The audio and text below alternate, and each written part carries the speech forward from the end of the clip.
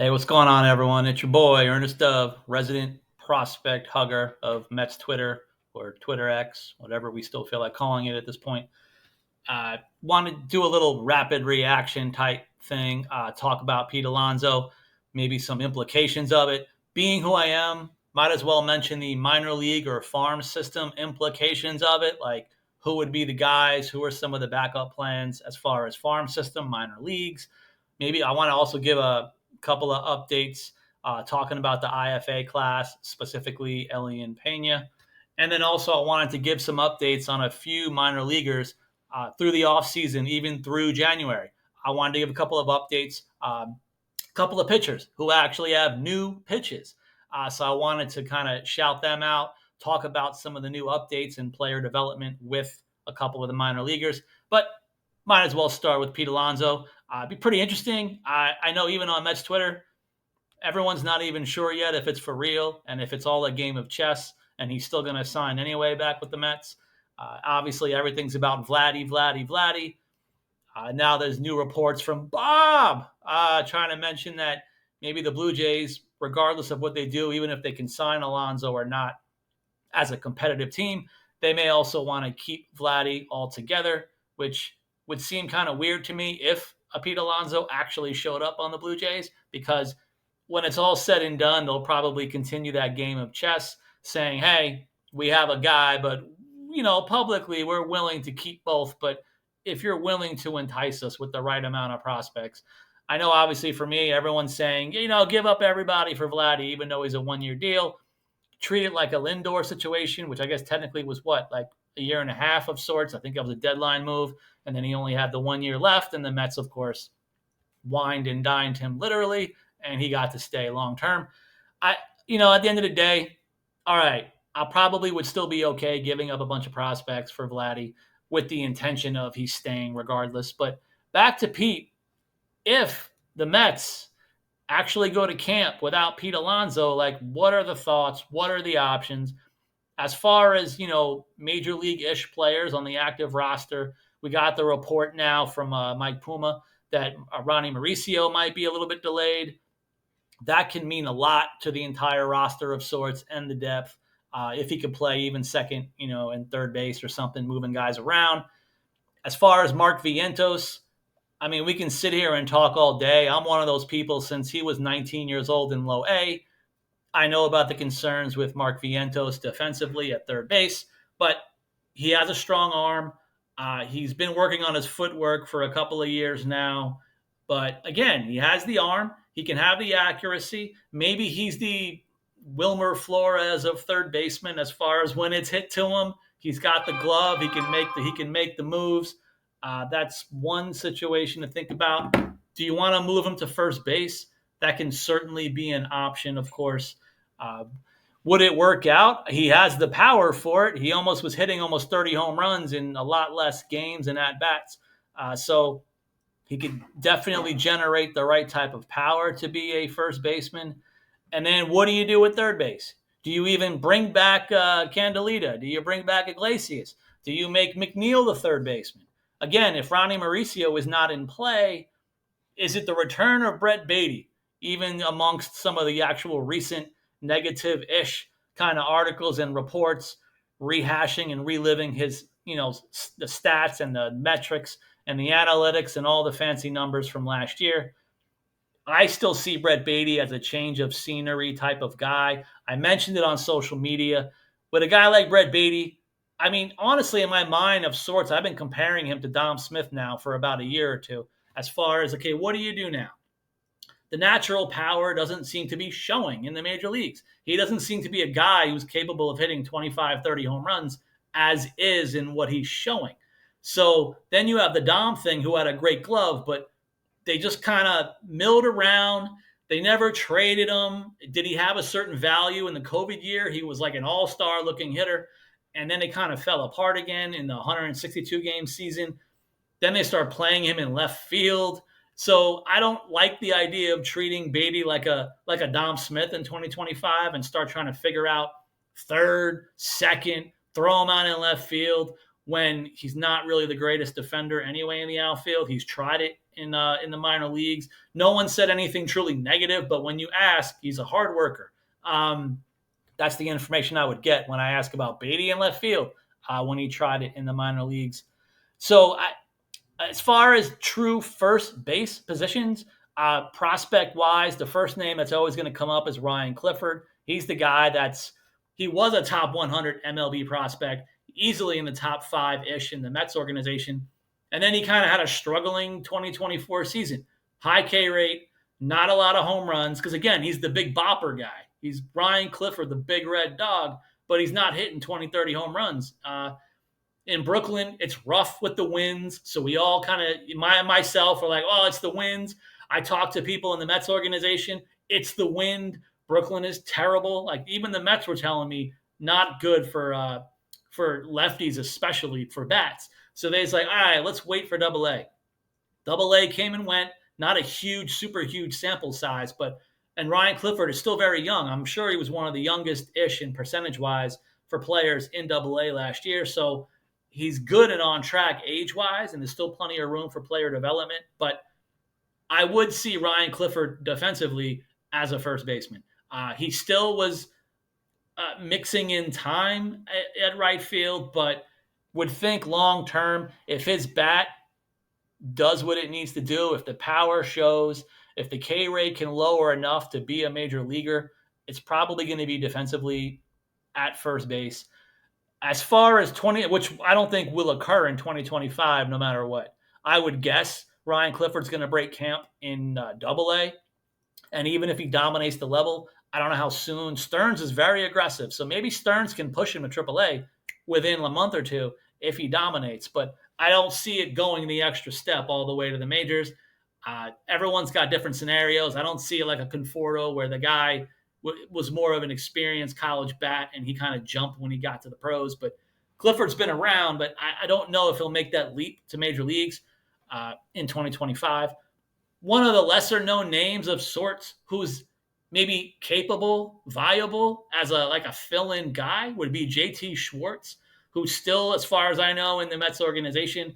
He should be, I think he's also tried to log some time in the outfield, but he's really more of a first baseman, not really an elite defensive first baseman, like not a Dom Smith level glove. But as a first baseman, JT Schwartz was pretty much a hit machine for about 2 or 3 year span in the pros, in the minor leagues for the Mets, especially, both A balls and then Double A. Last year, he got to Triple A, small to mid-ish sample size in Triple A. The numbers were kind of poor. He still doesn't really strike out that much, so he's still a good hitter. He's a bat-on-ball guy. The numbers were very low-ish in Triple A, which you want to definitely see more based on the stats we were seeing in Triple A last year, where it was like, oh, no, all the pitchers have 5 ERAs. Maybe all the hitters are just, it's a hitter's league. He didn't dominate in Triple A last year. But again, he could be one of those serviceable guys who you can call up. Not necessarily be on the team and break camp and he replaces Pete Alonso, but I'm just trying to think in season, if Mets try to mix and match a situation or try the Vientos, try to have Beatty, if things go weird, maybe a guy like JT Schwartz can be a temporary fill-in up until a deadline to make some moves. But I'm not really sure of any other true legit options, because usually first base, it's kind of the easiest position to fill, to be honest. So guys can just kind of end up there at some point. If there's no Pete, if Vientos, for whatever reason, is doing so well offensively, maybe it's like leave that all-star at third base if he can become one and be a core player. Then maybe you figure out, certain guys or wait on a player like a Ryan Clifford. So that's obviously some of my thoughts on the Pete Alonso situation. Even in general, some of the other positions, the roster spots, what do you do with Luis-Angel Acuna? Should he break camp? What would that even look like? I said on social media, so I have to kind of stick to it. If it was up to me and a 26-man was down to like an Acuna or Beatty, I would go with Acuna, mostly because of the speed and the glove at the multiple positions. I think that Acuna can still be tried in center field. But again, even if it was second short and once in a blue moon in center field, I would take his glove and that speed over a Beatty attempting left field third and maybe DH. And you still have Jet Williams in waiting. to see what happens with Jet Williams. It's going to be interesting. Do you bring Black Iglesias either way? Those are going to be some of the options, but I just want to kind of talk it out loud, think about some of the farm system implications that can affect certain positions. Again, if a guy like Beatty is traded, obviously everyone knows one of my favorites, Jesus Baez, but he's still very young. I don't even have a full, complete update into January right now about his health from last year when he sat out the rest of the year. I don't have any current confirmation that he's good to go 100% for the start of the season. But again, he's still 19, 20 years old. Probably going to end up back in, at least back in Brooklyn a little bit. So he could be a guy that I could see as a future Mets third baseman. So again, all things considered, let's say Pete Alonso's gone and Dove's projecting 2026, 2027, 2028. Maybe you got Vientos at first and you got Jesus Baez at third. And then maybe Acuna Lindor, maybe up the middle. Where's Jet? Is somebody in center field between Acuna and Jet? Those are going to be interesting future things to talk about. But hey, those are some of my thoughts on that. I also want to talk about the recent IFA class, or basically just talk about one guy, one kid, Elian Pena. He's the kid. I've been talking about him somewhat incessantly, randomly for probably over a year now, mostly thanks to the Twitter account of @BKFan09. He's the one who's like the guru of IFA information, videos, updates, verbal agreements that are now official. But so even some of the stuff that he's been presenting online, the information has Elian Pena being the 17-year-old version of a star. Like anything can happen. We won't get into the Yankees Martian kid at all that levels, but Elian Pena, when you ask about all this information from the people, from some of the national writers now that are talking about him, along with BK Fan, we're talking about an all-around player. So the reason why he's getting this franchise record $5 million is because he's probably seen as an all-around kind of like maybe almost five-tool-ish player. It looks like even his defense, his glove could stick at short. Please don't mention Lindor. But what I'm trying to say is a kid like this, if they say a glove can stick at short, that means he could basically handle and be an above-average defender anywhere in the infield. So that's going to be an exciting thing to think about. I'm not sure in my head how many years we would have to go back to see when's the last time we've had this much hype on an IFA signing kid. Alvarez was the super power guy. We knew about the power. I was learning from a teenager that he was playable and working hard and defensively. But again, he was playable defensively, not really known for a super hit tool, but he was all power. And that's what it was exciting. You got to go back before that. Maybe Ahmed Rosario, who I would think, based on the reports, projectability-wise, Elian Pena might end up being a better defender than Ahmed Rosario. And again, Ahmed Rosario, before he got all the way up to the majors, he was the number one prospect in Major League Baseball. So again, we could talk about his career, which, by the way, is about 10 years long at this point. Maybe he didn't meet full expectations, but he's had a nice career. But again, he wasn't showing us a lot of power even to this day. The hit tool and maybe the OBP may not be what Elian Pena is projected to have. So he's already looking at being a more well-rounded version of Ahmed Rosario. Maybe go back to Andres Jimenez, who, of course, I loved. Now, Andres Jimenez, elite defender, great hit tool, not much power. So, again, these combination of players, I think Elian Pena is going to get more hype than any of them. We also had the other catcher, the Davison Gutierrez, the one that came in along with Giovanni Rodriguez. And again, Giovanni Rodriguez, I'm the one who was mostly hyping him because of what Mets staff were telling me about him. They project him to be incredible. So obviously, please don't forget Giovanni Rodriguez. Yes, he's a catcher. Yes, we have Alvarez. You know what? Extend Alvarez, but Giovanni Rodriguez is the real deal. So let's see. Things always play itself out. But I just don't know how much more hype you're going to be able to get than Elian Pena. Is he going to debut at 19, 20? I mean, that's going to be up to all kinds of player development and health. But based on all the information that's being put out, he could be an absolute star. One other thing I wanted to put to kind of wrap up and end this kind of rapid reaction / information video, I wanted to give a few updates on a few minor leaguers because I do have some updates through mid-January. I just want to say a couple of stuff about player development-wise. Shout out DeAndre Smith. The Basically at this point he's a utility player because last year I believe he played at least 5 different positions. And when I interviewed him, he talked about, hey, the Mets are looking into me playing multiple positions, including the outfield. And sure enough, last year he played infield and outfield throughout the year with a little bit of an injury that occurred during the year. So his sample size got a little bit smaller. But DeAndre Smith is working on his speed and athleticism, which again probably just ties into the tools that he would utilize and the organization wants to utilize with DeAndre Smith. Not a super power bat. So if he has the speed, if he has the versatility to play 3, 4, 5 different positions, he can find a role up the levels. So obviously, ongoing shout out to him and his player development. I'm looking forward to see what he does, and I want to see what level he does it. How high do they want to bring him in 2025? The other bat I want to talk about is a younger player, Boston Jeff McNeil Barrow, working on his strengthening, which again makes sense. If he's working on more strength, and his hitting in the offseason, he's the guy that I was mentioning from last year or so. After he was drafted out of high school, he put on over 20 pounds of muscle. And he kind of like visually, physically looks like Jeff McNeil. Lefty bat, very skinny out of the draft, just like McNeil was back in the day out of college. And he put on over 20 pounds of muscle to kind of gear into what he wants to be in the pros. I think Boston Barrow can be a very exciting young player that we're still not talking enough about. I think he can be pretty well-rounded enough. Defensively, he can play multiple positions. So I'm still curious, as with the DeAndre Smith, do the Mets want to even go further and push Boston Barrow further, having him play 3, 4, 5 positions, getting him outfield, infield? That might be an option for him to go as well. The 2 pitchers I want to talk about each have a new pitch. First, I want to give a mention and shout out to Zach Thornton, a.k.a. Thor, our newest Thor in the organization.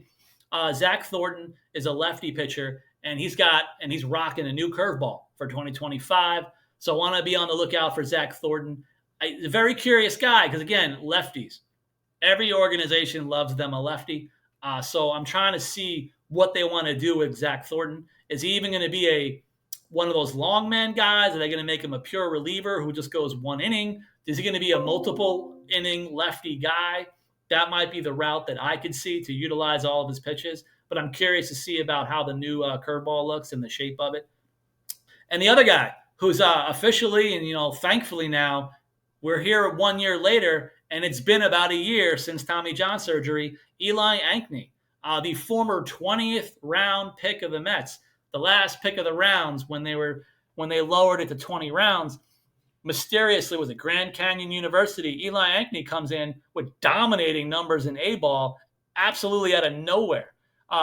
Even the staff loved him. They thought he was a really good pitcher. And then, of course, Tommy John. It seems like it's about everybody at this point. But he's now healthier.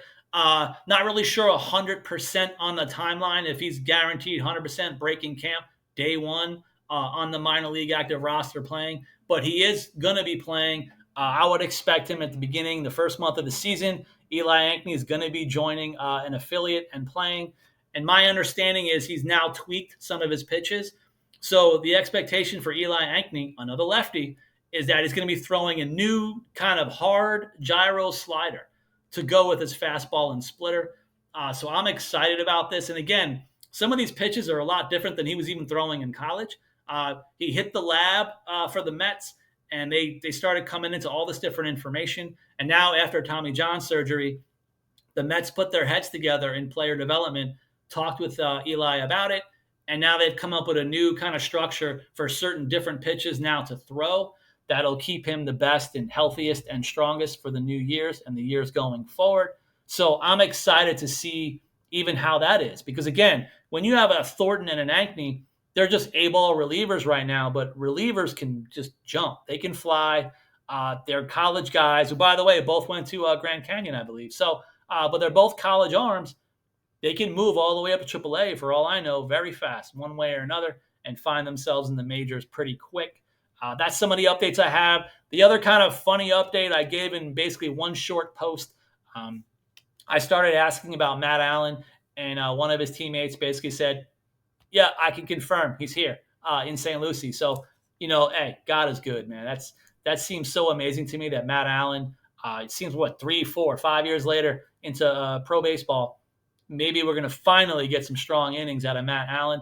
I'm excited to start getting more information, anything I can, how things go, like in this Mets Top Gun camp for the pitchers. It's my understanding even the bats behind the scenes, they have their own version of a camp going on in Lucy. I don't know if it has a name or if it's just certain players kind of doing their thing with coaches and staff. But there are bats out there as well in Lucy, along with that pitching camp going on. So I'm going to try to keep snooping around the best that I can for more and more information. But hey, as I continue to do this, if you guys can please continue to support me, if you can like and subscribe to my YouTube channel, I'm gonna keep trying to do this for the rest of the year, best I can, guys. So please let's continue to communicate.